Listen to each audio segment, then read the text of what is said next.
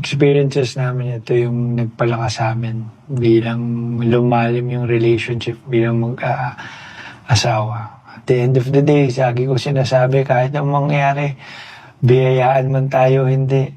Tayo dalawa magkasama, okay lang. Okay lang.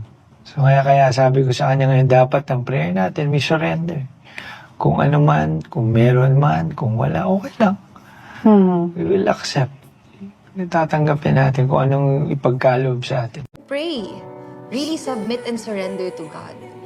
Because that's the first thing that I did. I will never forget this. I cried on my knees on the kitchen floor and I said, Lord, I can't do this on my own.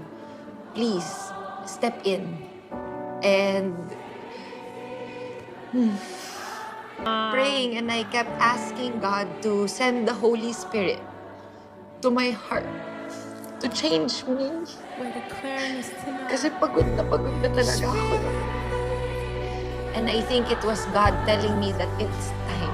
Please don't run away from your pain. Feel it, and then grieve, and then pray to God to help you process your pain because He really will bring you through it. Huwag mo nang ipilit ang gusto mo. Surrender everything to God. Lord, I surrender my family to you. I surrender my finances. Lord, eto po lahat. Pamilya ko, kinabukasan ko, trabaho ko.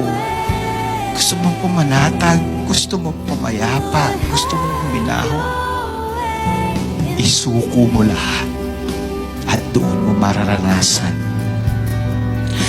kung gaano katindi ang Diyos sa buhay mo, kung paano siyang kumilos kapag isinuko mo